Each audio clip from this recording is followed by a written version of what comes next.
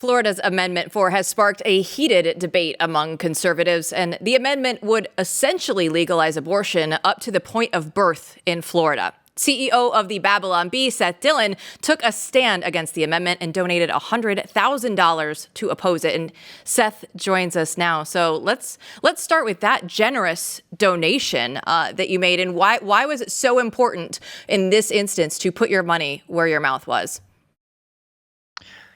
Well, because the biggest thing that's going to make a difference in whether or not Amendment 4 gets passed is whether people understand what's in it, what it actually means, what it entails, what it says. Because the way that the amendment is crafted is very, conniving and misleading. It's intentionally written as this very vague thing that sounds like it's just allowing for abortion up to the point of viability, which, a lot of pro-lifers aren't okay with, but a lot of people think that that's a reasonable thing. And so it has a lot of support when people read it just as it's currently written. But when you actually look at what this means and what the exceptions are and the carve-out that's actually in it itself, because what the amendment says is that, it will create this constitutional right for abortion up to the point of viability.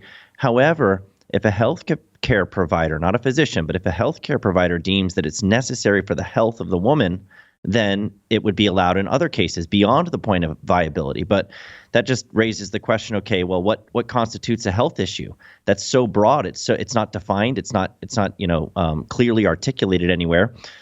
So you can have a healthcare provider, which could literally just be a clinic worker at Planned Parenthood, say that this would be a mental health problem for this patient if they don't get the abortion. So then you have a 8-month-old baby that gets aborted as a result of that, and it's constitutional under this amendment. So that's a problem. It would make it it would remove the parental consent and make it just parental notification. So you could have minors who are getting these abortions beyond the point of viability. So it creates all kinds of problems that are kind of under the surface and disguised and obfuscated by the fact that the language is just very intentionally vague. So my stepping into this and making some noise and donating to some funds that are going to put ads out there is all about education, getting people to understand what's in this amendment.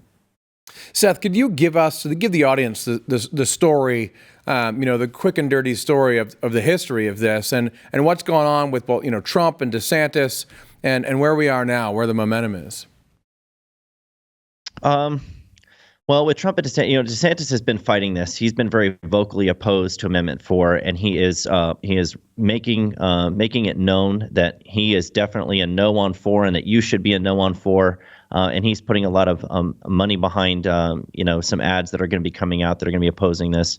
But Trump's position on it was interesting because he wavered a little bit when he was first asked about it. He doesn't think that the current 6-week ban that's in place in Florida is good. He thinks that that's too soon, that there needs to be more time for that decision to be made. And he said that repeatedly. He still says that, even though he's now come out against Amendment 4. Initially, he wasn't really answering the question clearly. And he got a lot of pressure from pro-life groups. And we were making a lot of noise trying to say this is something that is radical. And it is not politically damaging to come out in opposition to this. In fact, it's politically damaging if you don't. So we applied a lot of pressure. And I think he listened to that. And now he's changed his position. So now both Trump and DeSantis are aligned in being opposed to Amendment 4. So what do you think the broader strategy is now in a post-Roe America? Well, it has to be a state-level fight. That's just where the fight is right now. It's the Roe being overturned meant that there was no constitutional right to an abortion, and they threw it back down to the states. And so now the states have to make these decisions about how they're going to handle this issue. And so there's a lot of legislation in place at the state level that varies, and the pro-life movement is fighting to make sure that the law protects life. So they're trying to pass laws or have already passed laws that are more protective of life in a variety of states. But then on the other side, you have the pro-abortion movement and effort that's trying to pass these amendments to the constitutions at the state level to make it a right at the state level. So that's really where the fight is right now, is on a state-by-state basis, we have to fight to defend the sanctity of life and make sure that the most important and most fundamental right that we have, there's a lot of rights that we have that are very important to us, including the right to free speech, free expression, religious liberty, but the right to life is the most fundamental of all of them. And so, we really have to fight for this and make sure that the states are protecting these rights and not giving them up. Florida has actually done a great job of protecting life, and it would be a real shame to see that go away because of an amendment like this getting passed just because people don't understand what's in it. Well, Seth, I have to say, I mean, we are so happy to have you on just because you put your money where your mouth is and your words have a lot of credibility. After writing that check, there's a lot of people who talk a good talk and don't do anything about it. So much respect to you.